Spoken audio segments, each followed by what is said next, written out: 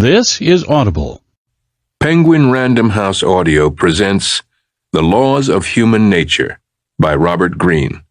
Read for you by Paul Michael, with an introduction read by the author. Introduction.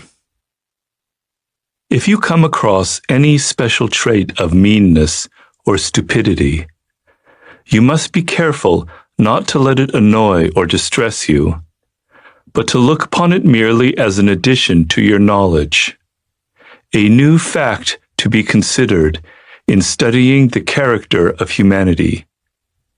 Your attitude towards it will be that of the mineralogist who stumbles upon a very characteristic specimen of a mineral.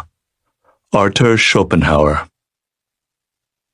Throughout the course of our lives, we inevitably have to deal with a variety of individuals who stir up trouble and make our lives difficult and unpleasant.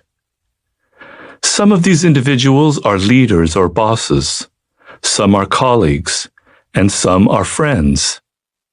They can be aggressive or passive-aggressive, but they are generally masters at playing on our emotions. They often appear charming and refreshingly confident, brimming with ideas and enthusiasm, and we fall under their spell.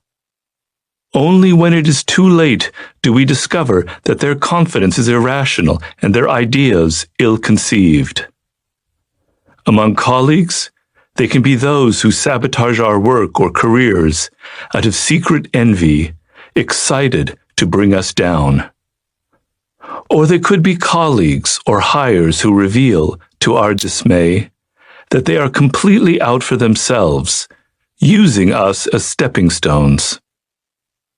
What inevitably happens in these situations is that we are caught off guard, not expecting such behavior. Often these types will hit us with elaborate cover stories to justify their actions or blame handy scapegoats. They know how to confuse us and draw us into a drama they control. We might protest or become angry, but in the end, we feel rather helpless. The damage is done. Then another such type enters our life, and the same story repeats itself. We often notice a similar sensation of confusion and helplessness when it comes to ourselves and our own behavior. For instance, we suddenly say something that offends our boss or colleague or friend. We are not quite sure where it came from, but we are frustrated to find that some anger and tension from within has leaked out in a way that we regret. Or perhaps we enthusiastically throw our weight into some project or scheme, only to realize it was quite foolish and a terrible waste of time. Or perhaps we fall in love with a person who is precisely the wrong type for us, and we know it, but we cannot help ourselves.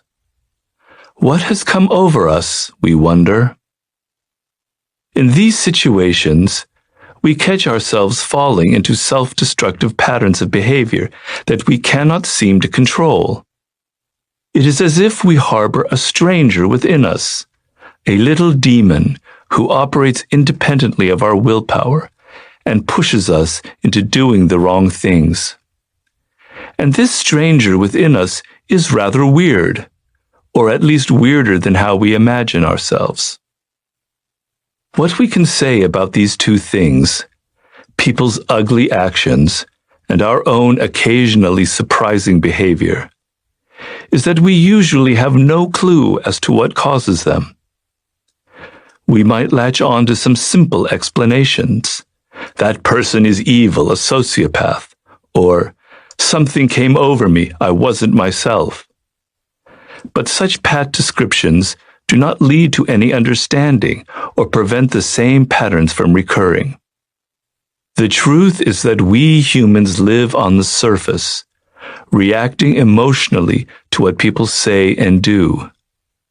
We form opinions of others and ourselves that are rather simplified. We settle for